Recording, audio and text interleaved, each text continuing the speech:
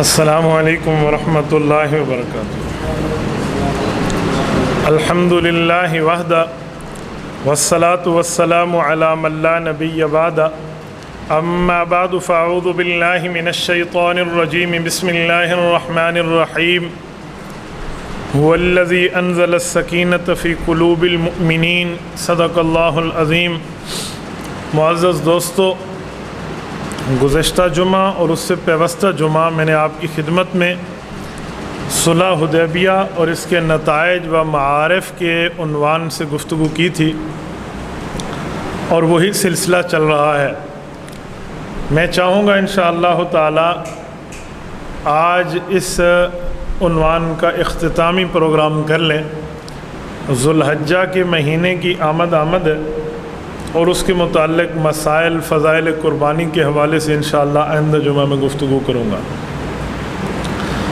میں نے گزشتہ جمعہ آپ کی خدمت میں عرض کیا تھا کہ جب صلح حدیبیہ ہوئی تو اللہ رب العزت نے اس کی وجہ سے رسول اللہ صلی اللہ علیہ وسلم پر 5 انعامات کو نازل فرمایا تھا۔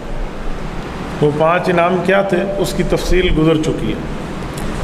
آج کی گفتگو میں میں آپ کی خدمت میں صحابہ کرام رضی اللہ عنہم اجمعین پر 3 انعامات کا ذکر کروں گا کہ جب حضور پاک صلی اللہ علیہ وسلم پر یہ آیات اتریں اور 5 انعامات کا ذکر ہو گیا تو حضور پاک صلی اللہ علیہ وآلہ وسلم نے وہ انعامات کی آیت صحابہ کرام کو پڑھ کے سنا دی، تو صحابہ کرام نے رسول اللہ صلی اللہ علیہ وسلم کو مبارکباد دی ہے، باوجود اس کے کہ صحابہ کی بظاہر خواہش کے خلاف فیصلہ تھا۔ خواہش یہ تھی کہ ان کافروں نے گستاخیاں کی ہیں، انہیں انجام تک ہم پہنچائیں، لیکن رسول اللہ صلی اللہ علیہ وسلم نے صلح فرمائی، تو خواہش کے خلاف فیصلے کے باوجود بھی صحابہ نے تسلیم کیا اور رسول اللہ کو مبارکباد دی ہے۔ کافر اور مسلمان کی سوچ میں فرق یہ ہے کہ کافر اللہ کے فیصلے کے سامنے اکڑ جاتا ہے اور مسلمان اللہ کے فیصلے کے سامنے جھک جاتا ہے۔ تو صحابہ کرام جھک گئے اور انہوں نے رسول اللہ صلی اللہ علیہ وسلم کے فیصلے کو تسلیم کیا اور اسے سرے وہ انحراف نہیں کیا۔ تو اللہ پاک نے 3 آیات اتار کے صحابہ کرام کے لیے بطور انعام ذکر فرمایا۔ یہ آیت نمبر 4 آیت نمبر 5 میں سورۃ فتح کے اندر اللہ نے ان 3 انعامات کا ذکر فرمایا ہے۔ میں آپ کے سامنے آیات پڑھ دیتا ہوں اور اس کا ترجمہ پھر اس کی تشریح میں آپ کی خدمت میں رکھتا ہوں۔ هو الذی انزل السکینۃ فی قلوب المؤمنین لیزدادوا ایمانا مع ایمانہم وللہ جنود السماوات والارض وکان اللہ علیما حکیما لیدخل المؤمنین والمؤمنات جنات تجری من تحتها الانہار خالدین فیہا ویکفر عنہم سیئاتہم وکان ذلک عند اللہ فوزا عظیما۔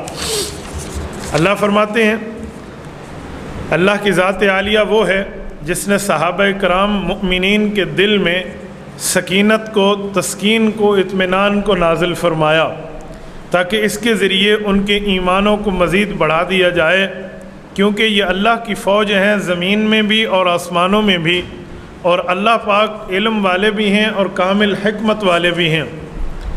بے شک اللہ نے یہ کام اسی لیے کیا تاکہ مؤمنین صحابہ اور مؤمنات صحابیات کو جنت میں داخل کرے۔ وہ ایسے باغات ہیں جس کے نیچے نہریں بہتی ہوں گی اور یہ اس میں ہمیشہ ہمیشہ رہیں گے۔ اس وجہ سے اللہ ان کے گناہوں کو جو پیچھے ہو گئے تھے ختم فرما دے گا۔ بے شک یہ اللہ پاک کے نزدیک بہت بڑی کامیابی ہے۔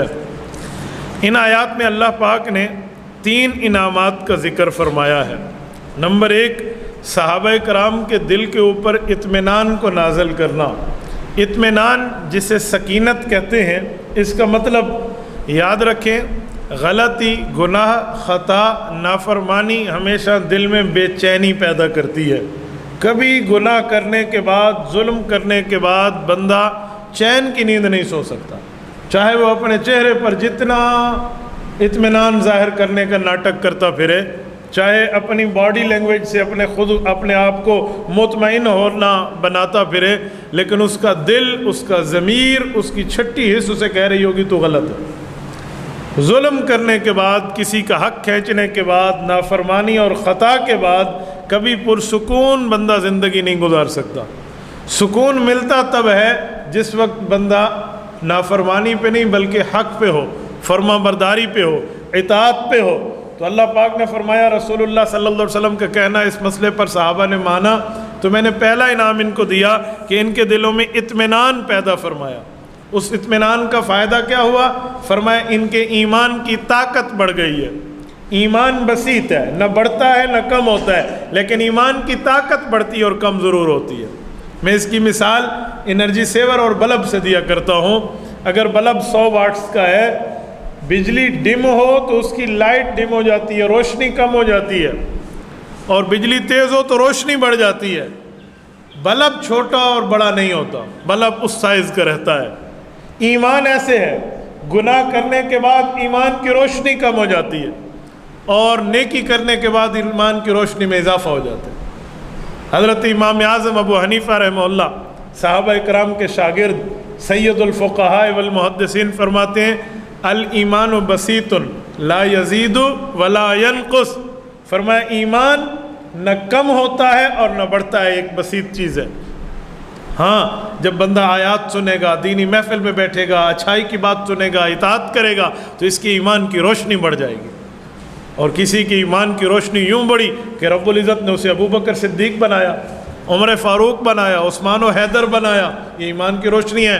اور کسی کی ایمان کی روشنی اللہ نہ کرے یوں کم ہو جاتی ہے کہ گناہ کرنے کے باوجود بھی دل پر کسی قسم کی کوئی دقت نہیں گزرتی۔ حدیث پاک میں جو کثرت سے گناہ کرتا ہے تو گناہ دل پر مہر لگ جاتی ہے گناہوں کی وجہ سے، پھر یوں ہوتا ہے کہ جیسے کان پہ مکھی بیٹھی میں نے اڑا دی۔ گناہ کرنے کے بعد یہ کیفیت ہوتی۔ اور اگر مؤمن سے کوئی غلطی ہو جائے وہ کہے گا میرے اوپر پہاڑ آ گرا ہے۔ تو یہ ایمان کی روشنی کی بات تھی۔ تو فرمایا صحابہ کرام پر ہم نے سکینت نازل کی، ان کی ایمان کی روشنی کو بڑھا دیا۔ کیا مطلب؟ کہ جو صلح حدیبیہ ہوئی تھی یہ ان کی طبع پر، ان کی طبیعت پر، ان کے مزاج پر ناگوار تھی کہ ہم دب کے نعوذ باللہ صلح کر رہے ہیں، بظاہر یہ لگ رہا تھا، لیکن اس کے باوجود بھی ان نے سر تسلیم خم کیا تو اللہ نے اس کے بدلے میں ان پر سکینت نازل فرمائی۔ ان پر جب سکینت آ گئی تو خوشی کی لہر دوڑی، کافروں کی طرح نے ضد نہیں کیا۔ نمبر 2، حضور پاک صلی اللہ علیہ وسلم کے صحابہ کو اللہ نے وَلِلَّهِ جُنُودُ السَّمَاوَاتِ وَالْأَرْضِ، جنود عسکر کو کہتے ہیں، فوج کو کہتے ہیں، آرمی کو کہتے ہیں، فورسز کو کہتے ہیں۔ رب العزت نے انہیں اپنی آرمی فرمایا ہے، اپنی فوج فرمایا ہے، اپنی فورس فرمایا ہے کہ یہ صحابہ زمین میں میری فوج ہے، یہ میرا لشکر ہے۔ سورۃ مجادلہ کی آخری آیت میں اللہ فرماتے ہیں اولئک حزب اللہ الا ان حزب اللہ هم المفلحون، کہ یہ لوگ میرا لشکر ہیں اور یہ بات طے ہو چکی ہے کہ اللہ کے لشکر نے کامیاب ہونا ہے۔ تو صحابہ کرام کو اپنی فوج اور فورسز فرمایا۔ اس میں ایک لطیف نقطہ ہے، اس میں ایک باریک وجہ موجود ہے۔ وہ کیا ہے؟ اللہ صحابہ کرام کو فرما رہے ہیں جن کے دل اس وقت ٹوٹے ہوئے ہیں کہ یار یہ صلح ہوئی ہے، بس اب حکم ہم مان رہے ہیں، لیکن بظاہر تو یوں لگتا ہے کہ جیسے صلح فائدے میں نہ ہو۔ تو اللہ نے فرمایا فکر نہ کرو، تم میری فوج ہو۔ فوج کا جو بڑا ہوتا ہے اسے پتہ ہوتا ہے کہاں فائٹ کرنی ہے، کہاں صلح کرنی ہے۔ جو کمانڈر ہوتا ہے، جو کمانڈ کر رہا ہوتا ہے، وہ اس کی ثوابدید پہ ہوتا ہے، میں نے اپنے لشکر کو کہاں لڑانا ہے اور کہاں نہیں لڑانا، کہاں میں نے بطور کمک رکھنی ہے، کہاں میں نے سیونگ رکھنی ہے، یہ اس کی ثوابدید پہ ہے۔ تو رب العزت نے یہ اشارہ دے کر فرمایا کہ تم تو میرا لشکر ہو، میں حکم کروں گا تو لڑو گے، میں منع کروں گا تو تم نے رک جانا ہے۔ کمانڈر کے کہنے پہ لڑنا، کمانڈر کے کہنے پہ رک جانا، یہ تو عقل مندی ہے۔ اس لیے دل چھوٹا نہ کریں، دل کو نہ توڑیں۔ وَلِلَّهِ جُنُودُ السَّمَاوَاتِ وَالْأَرْضِ، آسمان میں بھی اللہ کے لشکر ہے، جیسے فرشتے کہتے ہیں کہ وہ بھی اطاعت کرتے ہیں، زمین میں تم میرا لشکر ہو، آپ کو بھی اس پر دل چھوٹا نہیں کرنا چاہیے۔ تو صحابہ کو اللہ نے اپنی پارٹی، اپنی لشکر، اپنی فوج اور اپنی فورس فرمایا۔ یہ دوسرا انعام تھا صحابہ کرام کی ذوات قدسیہ پہ کہ اللہ نے انہیں اپنی فوج اور اپنا لشکر فرمایا۔ تیسرا انعام فرمایا، تیسرا انعام یہ ہے لِيُدْخِلَ الْمُؤْمِنِينَ وَالْمُؤْمِنَاتِ، اللہ صرف تم مردوں سے نہیں، تم صحابیات سے بھی، تمہاری عورتوں سے بھی یہ وعدہ کرتا ہے کہ اگر تم اطاعت کرو اور کرو گے اور کرو گی تو یاد رکھنا جنات تجری من تحتها الانہار خالدین فیہا، اللہ ایسے باغات میں تمہیں انعامات دیں گے جنت کی جہاں نیچے نہریں بہتے ہوں گے اور اوپر تمہارے محلات ہوں گے۔ اور اگر تمہارے دل میں آئے کہ ہماری کچھ غلطیاں، کچھ گناہ، کچھ خطائیں تھیں، تو رب العزت نے صحابہ کرام کو محفوظ ہونے کا سرٹیفکیٹ دیا، کیونکہ ہمارا عقیدہ اور نظریہ ہے کہ انبیاء کی ذوات معصوم ہیں۔ معصوم کا معنی اللہ ان سے گناہ ہونے نہیں دیتا، اور صحابہ کرام کی ذات محفوظ ہے۔ محفوظ کا معنی غلطی اگر ہو بھی جائے تو اللہ اس غلطی کو نام اعمال میں رہنے نہیں دیتا، معاف فرما دیتا ہے۔ فرمایا وَيُكَفِّرْ عَنْهُمْ سَيِّئَاتِهِمْ، رب العزت آپ سے وعدہ کر رہا ہے کہ تمہارے گناہوں کو مٹا دے گا۔ کفر و یکفر و تکفیر کا معنی ہوتا ہے ختم کر دینا۔ کافر کو بھی کافر اسی لیے کہتے ہیں کہ اس نے اپنی نیکیوں کو اور اپنی اچھائیوں کو ختم کر دیا ہے، تو اب اس کا اسلام سے کسی قسم کا کوئی ریلیشن باقی نہیں رہا۔ تو فرمایا وَيُكَفِّرْ عَنْهُمْ سَيِّئَاتِهِمْ، یاد رکھنا صحابہ کرام کا ایمان لانے کے بعد کوئی غلطی، کوئی بھول چوک، کوئی خطا، کوئی نافرمانی کی شکل بنتی ہوئی نظر بھی آئی تو رب العزت کا آپ سے پیار ہے، وہ جان بوجھ کے تو نہیں ہوئی، رب العزت اس کو بھی معاف فرما رہا ہے۔ گویا آپ کی گناہ آپ سے کافر ہو جائیں گے، یعنی گناہ آپ سے ختم ہو جائیں گے، گناہ انکاری ہو جائیں گے، وہ گناہ نہیں ہوں گے۔ یہ صحابہ کرام کو محفوظیت کا سرٹیفکیٹ ہے کہ ان کے نام اعمال میں کوئی گناہ نہیں ہوگا۔ آپ کے ذہن میں آ رہا ہوگا کیا صحابہ سے کوئی گناہ بھی ہوئے ہیں؟ وہ کن گناہوں کی بات کی جا رہی ہے؟ میں ایک جملہ آپ کو سمجھانے کے لیے ایک اصول دے رہا ہوں، توجہ رکھنا۔ ریہرسل بھی کسی چیز ریہرسل کریں اس کی، کیوں؟ بھئی فلاں چیز پہ جا کے اس نے حقیقت میں پرفارم کرنا ہے تو اس سے پہلے اس کی پروگرس دیکھی جائے۔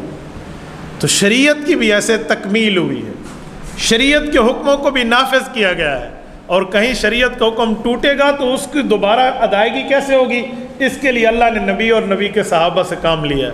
مثلا نماز پڑھیے، سب نے پڑھی ہے، نماز قضا ہو جائے تو کیسے پڑھیں گے؟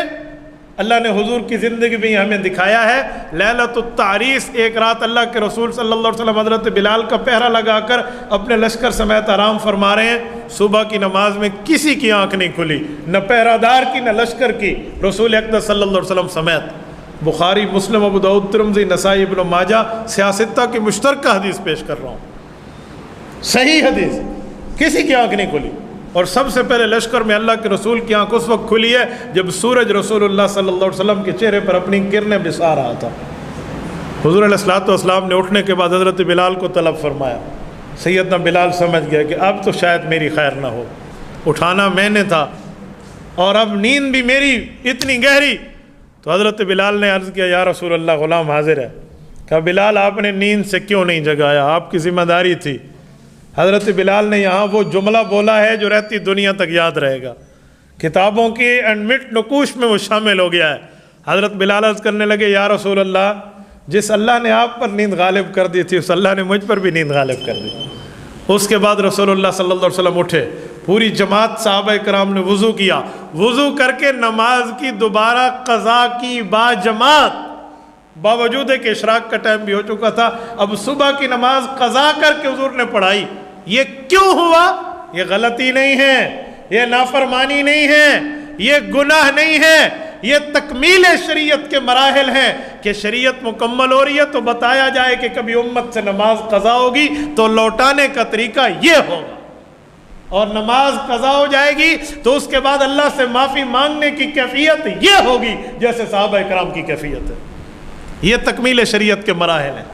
اب یہ کام شان نبوت کے خلاف نہیں تھا تو اللہ نے حضور سے سرزد کرایا۔ کچھ کام شریعت کی تکمیل کے مراحل کے وہ ہیں جو شان نبوت کے خلاف ہیں تو اللہ نے وہ صحابہ سے کرائے۔ مثلا چوری، نبی چور نہیں ہوتا لیکن اللہ نے صحابہ کرام کو چوری میں شامل کرایا ہے تاکہ امت کے سامنے شریعت کی تکمیل کے مراحل آئیں۔ چوری ہوئی اور ہاتھ کٹنے کا حکم ہوا، اور جب ہاتھ کٹا پھر رسول اللہ صلی اللہ علیہ وسلم کی اس عمل سے جو حضور نے ہاتھ کٹوایا امت کو سبق مل گیا کہ اگر کوئی چور چوری کرے گا تو ہاتھ کیسے کاٹا جائے گا، چور کتنے پیسوں کی چوری پہ ہاتھ کٹوا رہا ہے، ترتیب کیا ہے، ورنہ بعد میں کوئی کہتا حضور نے تو کسی چور کا ہاتھ نہیں کاٹا تھا، رسول اللہ صلی اللہ علیہ وسلم نے تو نہیں کاٹا تھا، یہ شریعت کا حکم کیسے آ گیا؟ تو اللہ نے یہ کام صحابہ سے کروایا۔ تکمیل شریعت کے مراحل ہیں، یہ پروسیس سے گزارا جا رہا ہے۔ ابھی یہ معاملات وہ کہتے ہیں انڈر کنسٹرکشن ہے، یہ تکمیل مراحل زیر تعمیر تھی، تو یہ ان سے کرایا جا رہا ہے۔ تو اب کیوں صحابہ کے نامہ اعمال میں گناہ رہے؟ وہ تو تکمیل شریعت میں استعمال ہوئے ہیں۔ یہ واٹر پروف بنائے اگر ایک کمپنی موبائل، تو جب اس کی رونمائی ہو رہی ہوتی ہے نا موبائل کی، تو اس وقت اس کو پانی میں ڈالتے ہیں اور دکھاتے ہیں کہ ہم نے پانی میں ڈال دیا، آپ دیکھیں اس پر پانی اثر نہیں کر رہا۔ وہ بھی پانی میں کیوں ڈالا؟ یہ تکمیل موبائل کے مراحل میں ہو رہا ہے، تاکہ بتایا جائے اس موبائل میں اتنی پاور ہے، اس کے معاملات ہیں۔ تو صحابہ کرام کو بھی اللہ نے استعمال کیا۔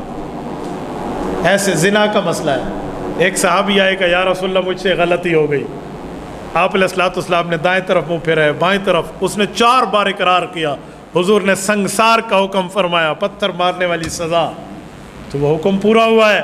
یہ تکمیل شریعت کے مراحل میں۔ آپ کہیں گے زنا جیسا گناہ توبہ کیسی؟ میں جواب دیتا ہوں۔ پتھر مارے جا رہے تھے سیدنا ماعز اسلمی رضی اللہ عنہ کو، تو ان کے جسم سے خون کا فوارہ اٹھا، اور خون کی چھینٹیں ایک صحابی حضرت خالد ابن ولید رضی اللہ عنہ، سیف من سیوف اللہ القہار، اللہ کی تلواروں میں ایک تلوار کے کپڑوں پر خون کے چھینٹے پڑے، تو انہوں نے یوں چھٹک کے کہا پلیت خون میرے جسم پہ آ گیا۔ رسول اللہ کے کان مبارک تک یہ آواز آ گیا، تو اللہ کے رسول نے فرمایا خالد یوں نہ کہو، اس شخص نے اللہ سے گڑ گڑا کر وہ توبہ کی ہے کہ اگر وہ توبہ پورے حجاز پر تقسیم کر دی جائے تو سب کے گناہ معاف ہو جائیں۔ یہ تکمیل شریعت کے مراحل میں استعمال ہوئے تھے۔ تو اللہ پاک نے ان کے نامہ اعمال میں گناہ نہیں رہنے دیے، وَيُكَفِّرَ عَنْهُمْ سَيِّئَاتِهِمْ، ان سے ان کے گناہوں کو مٹا دیا ہے۔ ان کی وفات کے وقت نامہ اعمال میں کوئی غلطی نہیں ہے، تبھی ان کو انعام ملا ہے رضی اللہ عنہم ورضوا عنہ، کہ یہ اللہ سے راضی ہیں اور اللہ ان سے راضی ہے۔ یہ چوتھا انعام۔ اور فرمایا جب غلطیاں تمہاری ختم ہو گئیں تو اب یہ کیا ہے؟ وَكَانَ ذَلِكَ عِنْدَ اللَّهِ فَوْزًا عَظِيمًا، لوگ اسے کچھ اور گنے، میں اللہ کہہ رہا ہوں میرے ہاں تو یہ بہت بڑی کامیابی ہے۔ وَكَانَ عِنْدَ اللَّهِ وَكَانَ ذَلِكَ عِنْدَ اللَّهِ، اللہ کے نزدیک یہ فوزًا عظیمًا بہت بڑی کامیابی ہے۔ یہ کامیابی جو عام بندے کو آخرت میں ملے گی، صحابہ کو دنیا میں ملی ہے۔ قرآن کریم کہتا ہے کامیابی آخرت میں کسے ملے گی؟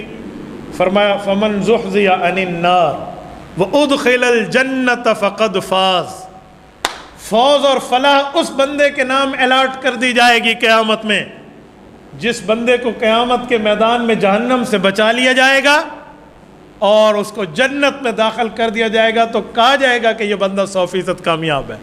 یہ ہمارے ساتھ اللہ آخرت کے معاملات عطا فرمائے۔ عوام کے ساتھ آخرت میں ہے، لیکن صحابہ کو رب دنیا میں فرما رہے ہیں وَكَانَ ذَلِكَ عِنْدَ اللَّهِ فَوْزًا عَظِيمًا، تم وہ مقدس طبقہ ہو اس امت کا جس کو دنیا میں وہی فوز نہیں، صرف فوز کیا، فوزًا عظیمًا، بہت بڑی کامیابی عطا فرمائی جا رہی ہے۔ یہ وہ 3 انعام ہیں جو اللہ نے رسول اللہ صلی اللہ علیہ وسلم کی جماعت کو اس صلح کی بدولت عطا فرمائے ہیں۔ تفصیل اس پر بہت زیادہ ہے، 12 تنبیہات اور 12 انعامات صحابہ کرام پر اس صورت میں، صورت فتح میں اللہ نے آگے بھی انعامات کی بارش فرمائی ہے، لیکن ذوالحجہ شروع ہونے لگا ہے تو اس عنوان کو میں یہیں کلوز کرتا ہوں۔ انشاءاللہ اگر آئندہ سال زندگی نے وفا کی تو میں صلح حدیبیہ کی مزید باتیں چلاؤں گا۔ اگلے جمعے سے انشاءاللہ ذوالحجہ کے مسائل پر انشاءاللہ گفتگو ہوگی۔ اللہ آپ کو رب صراط مستقیم عطا فرمائے۔ اقول قولی ھذا واستغفر اللہ وآخر دعوانا ان الحمد للہ رب العالمین۔